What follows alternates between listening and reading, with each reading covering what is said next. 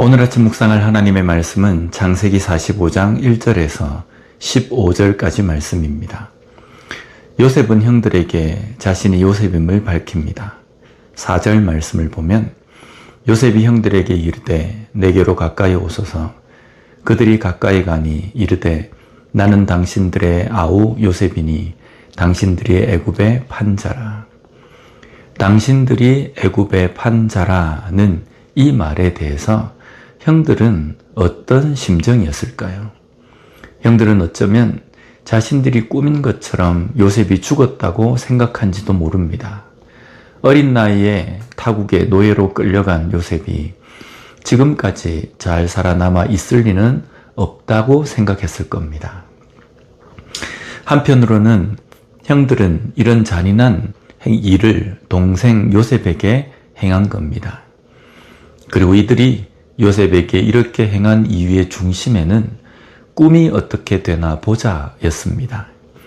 창세기 37장 20절 말씀에 자 그를 죽여 한 구덩이에 던지고 우리가 말하기를 악한 짐승이 그를 잡아먹었다 하자 그의 꿈이 어떻게 되는지를 우리가 볼 것이니라 하는지라. 그의 꿈이 어떻게 되는지를 우리가 볼 것이니라는 것은 하나님이 어떻게 하시는지 보자는 말과 같은 의미입니다. 요셉에게 꿈을 주신 분은 하나님이십니다.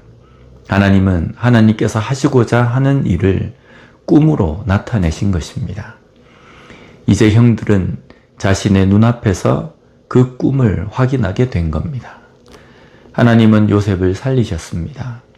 그리고 그 꿈처럼 요셉에게 모든 형들이 절하게 되는 상황을 만드셨습니다.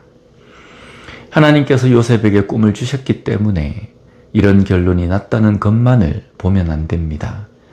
하나님께서 주신 꿈을 끝까지 붙잡고 세상과 타협하지 않은 요셉의 믿음이 있었기 때문이기도 합니다.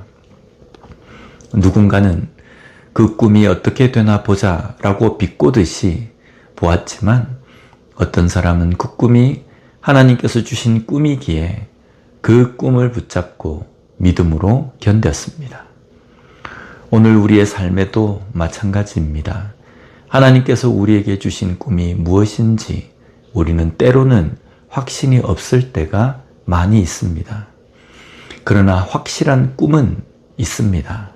바로 세상의 가치관, 문화, 유혹과 타협하지 않고 말씀으로, 믿음으로 이기며 사는 그 꿈입니다. 오늘 우리는 그 꿈, 믿음으로 사는 삶을 붙잡고 살아가고 있습니까?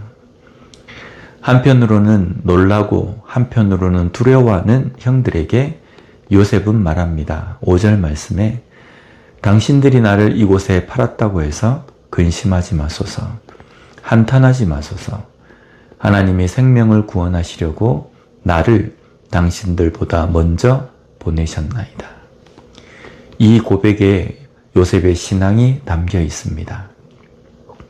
하나님이 나를 역전시키셨습니다. 나를 미워한 형들을 납작하게 하기 위해서 하셨습니다. 이것이 아닙니다.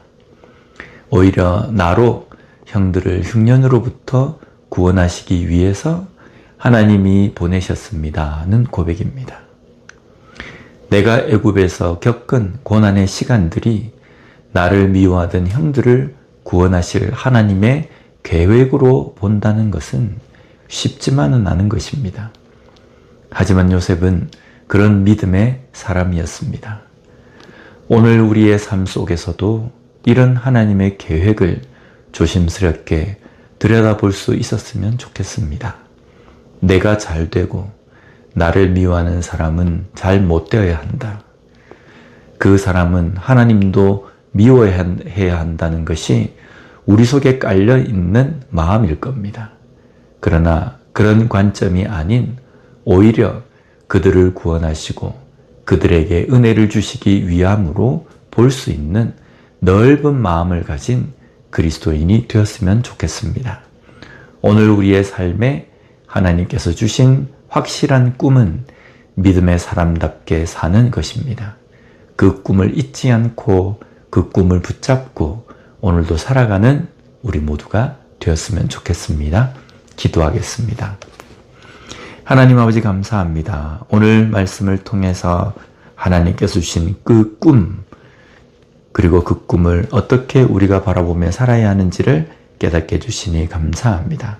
우리에게 주신 그리스도인으로 살아가는 참된 하나님의 백성으로 살아가는 그 꿈을 우리가 끝까지 붙들고 세상과 타협하지 않고 살아갈 수 있는 우리가 되게 하여 주시옵소서. 예수님 이름으로 기도드립니다. 아멘.